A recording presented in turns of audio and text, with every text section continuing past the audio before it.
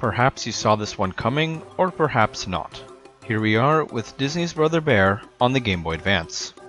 If you grew up in the early to mid 2000s, you're probably familiar with Disney's feature animations from that period and before. Stuff like Lion King, Tarzan, and of course, Brother Bear. The animated features from that time hold a special place in history as traditional animation was dying and Pixar was leading the charge with 3D animated films. I watched many of the greats from the early 2000s, but not Brother Bear surprisingly. I mean, I obviously know about the film, but I don't ever recall seeing it all the way through.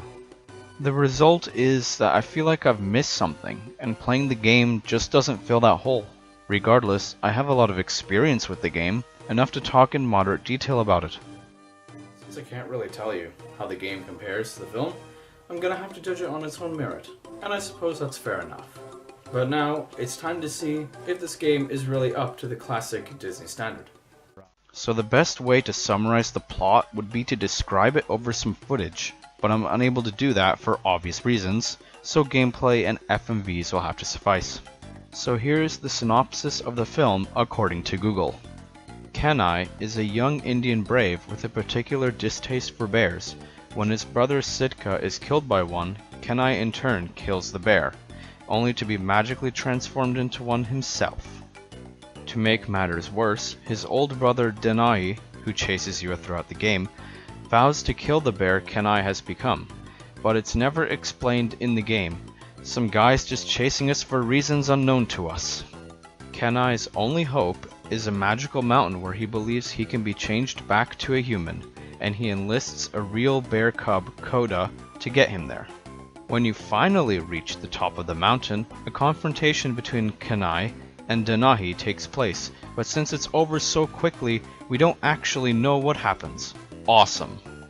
I guess that the makers of the game assumed we'd already seen the film, so an explanation of things wasn't really necessary. And that certainly doesn't help me understand much. Perhaps they were on a budget, not enough time or money or space to include more FMVs or still cutscenes? Who knows? So what about actually playing the game? How is that aspect? Well, it's quite run-of-the-mill.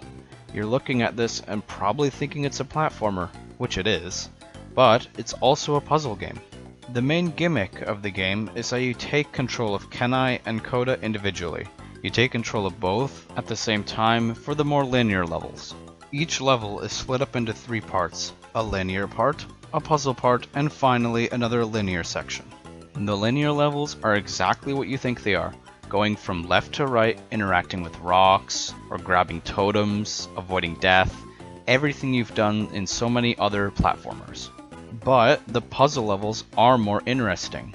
You basically use both Kenai and Coda's unique physical abilities to progress through these levels. Kenai can push boulders and perform ground pounds, while Coda can climb, wall jump, and disarm traps. While these puzzle levels seem interesting at first, it appears they got lazy by the end as they feel more linear and challengeless. There are also some bonus games, which you can access by getting the totems in the previous levels. Some of the minigames include puzzle sliding, collecting fish in a river, and an extremely primitive Subway Surfers challenge thing called Mammoth Ride. So how about the graphics? Surely they'd be up to the Disney standard, right? Well, maybe. The graphics are nice and colorful with good quality sprites and detailed environments.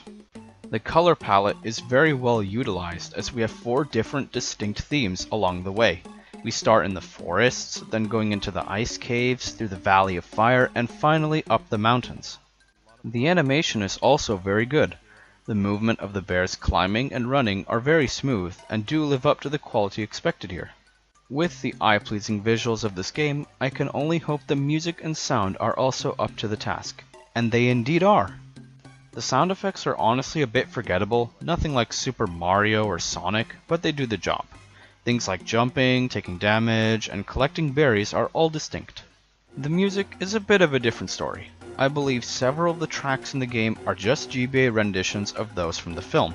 They're pretty good for the most part. I'd say the Fire Valley and Ice Cave tracks are the best. They fit with their respective themes very well and sound great on their own. Once you have completed the game, there really isn't any incentive to come back. But maybe you want to replay it just to get all the collectibles or complete all the minigames and reach 100%. Or maybe you want to do a speedrun. Considering the game is only about an hour and a half to 2 hours long, that might be an interesting challenge. All that aside though, the game is for the most part a one and done deal. And there we have it, Disney's Brother Bear. It's an okay game, but it honestly isn't doing much outside of the other countless platformers on the GBA. If you liked the film, then I guess have a go at it. Just don't expect too much going into it.